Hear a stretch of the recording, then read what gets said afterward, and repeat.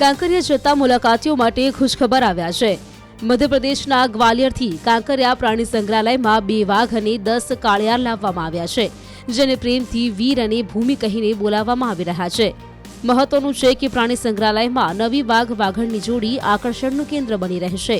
મધ્યપ્રદેશના ગ્વાલિયરમાં આવેલા ગાંધી પ્રાણી ઉદ્યાનથી આ વાઘ વાઘણની જોડીને લાવવામાં આવી છે, જેમાં વાઘની ઉંમર 22 મહિના જ્યારે વાઘણની ઉંમર 10 મહિનાની છે।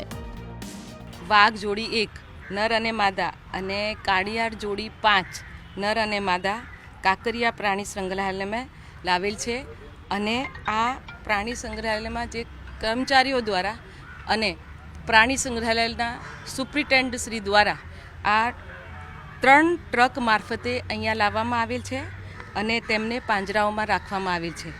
અને કાંકરિયા પ્રાણી સંગ્રહાલયમાં આવેલા જે પ્રાણી પક્ષીઓ અને સરીસૃપોના દર વર્ષે મોટી સંખ્યામાં બચ્ચાઓ જન્મે છે અને વધારાના આ પ્રાણી પક્ષીઓ અને સરીસૃપો ગાંધી પ્રાણી ઉદ્યાન ગ્વાલિયર ઝૂને આપવામાં આવેલા છે।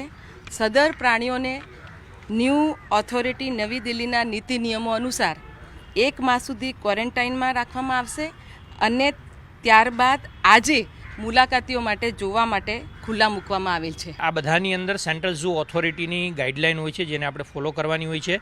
એમના નિર્દેશ અનુસાર એમની જે આપણને ગાઈડલાઈન મળે, એમની અનુમતિ મળે એ પછી જ આ પ્રકારના કાર્યક્રમો થતા હોય છે। એટલે ઘણા બધા મિટિંગો, ઘણી બધી સમયની મહેનત પછી આ પ્રકારનો એક કાર્યક્રમ થતો હોય છે।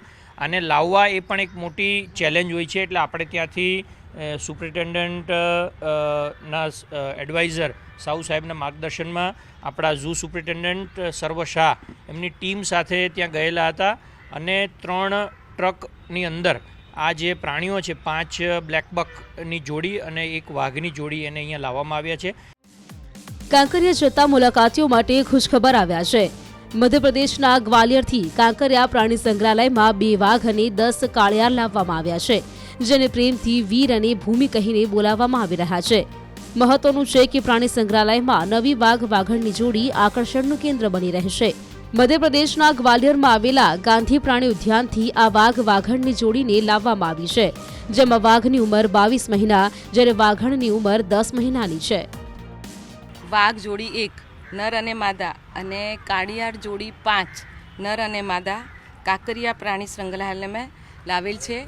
અને આ પ્રાણી સંગ્રહાલયમાં જે કર્મચારીઓ દ્વારા અને પ્રાણી સંગ્રહાલયના સુપ્રિન્ટેન્ડન્ટ શ્રી દ્વારા આ 3 ટ્રક મારફતે અહીંયા લાવવામાં આવેલ છે અને તેમને પાંજરાઓમાં રાખવામાં આવેલ છે। અને કાંકરિયા પ્રાણી સંગ્રહાલયમાં આવેલા જે પ્રાણી પક્ષીઓ અને સરીસૃપોના દર વર્ષે મોટી સંખ્યામાં બચ્ચાઓ જન્મે છે અને વધારાના આ પ્રાણી પક્ષીઓ અને સરીસૃપો ગાંધી પ્રાણી ઉદ્યાન ગ્વાલિયર ઝૂને આપવામાં આવેલા છે। સદર પ્રાણીઓને ન્યૂ ઓથોરિટી નવી દિલ્હીના નીતિ નિયમો અનુસાર 1 માસ સુધી ક્વોરન્ટાઇનમાં રાખવામાં આવશે અને ત્યારબાદ આજે મુલાકાતીઓ માટે જોવા માટે ખુલ્લા મૂકવામાં આવેલ છે। આ બધાની અંદર સેન્ટ્રલ ઝૂ ઓથોરિટીની ગાઈડલાઈન હોય છે, જેને આપણે ફોલો કરવાની હોય છે।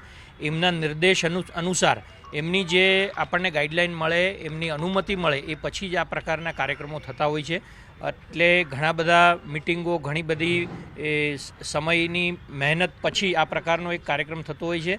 આને લાવવા એ પણ એક મોટી ચેલેન્જ હોય છે। એટલે આપણે ત્યાંથી સુપ્રિન્ટેન્ડન્ટ ના એડવાઇઝર સાહુ સાહેબના માર્ગદર્શનમાં આપણા ઝૂ સુપ્રિન્ટેન્ડન્ટ સર્વ શાહ એમની ટીમ સાથે ત્યાં ગયેલા હતા અને 3 ટ્રકની અંદર આ જે પ્રાણીઓ છે 5 બ્લેકબકની જોડી અને 1 વાઘની જોડી એને અહીંયા લાવવામાં આવ્યા છે।